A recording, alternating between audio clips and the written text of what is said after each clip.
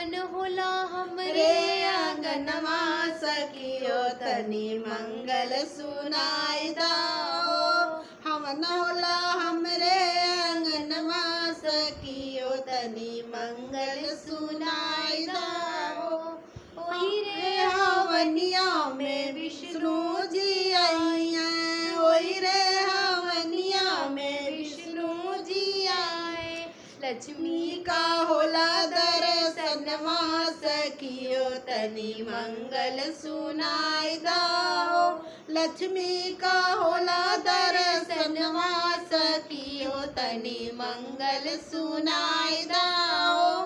हवन होला हमरे आंगनवा सखियो तनी मंगल सुनाई दाओ।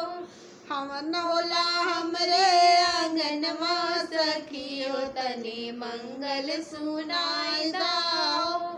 ओरे हवनिया में शंकर जी आई हैं, ओई रे हवनिया में शंकर जी आए। गौरा का होला दर्शनवा सखियो तनी मंगल सुनाई दाओ। गौरा का होला दर्शनवा सखियो तनी मंगल सुनाई दाओ।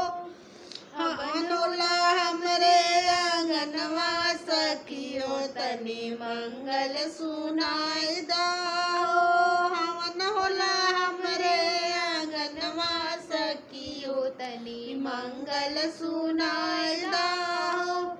ओई रे हवनिया में कृष्णा जी आवे, ओई रे हवनिया में कृष्णा जी आए। राधा का होला दर्शनवा सखियो तनी मंगल सुनाई दाओ।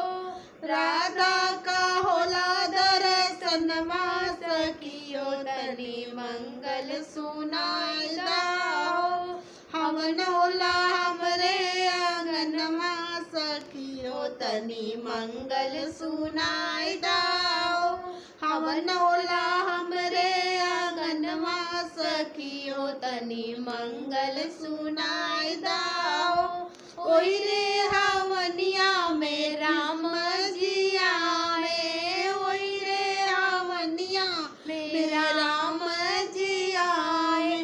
सीता का होला दर्शनवा सखियो तनी मंगल सुनाई दाओ। सीता का होला दर्शनवा सखियो तनी मंगल सुनाई दाओ। सीता का होला दर्शनवा सखियो तनी मंगल सुनाई दाओ।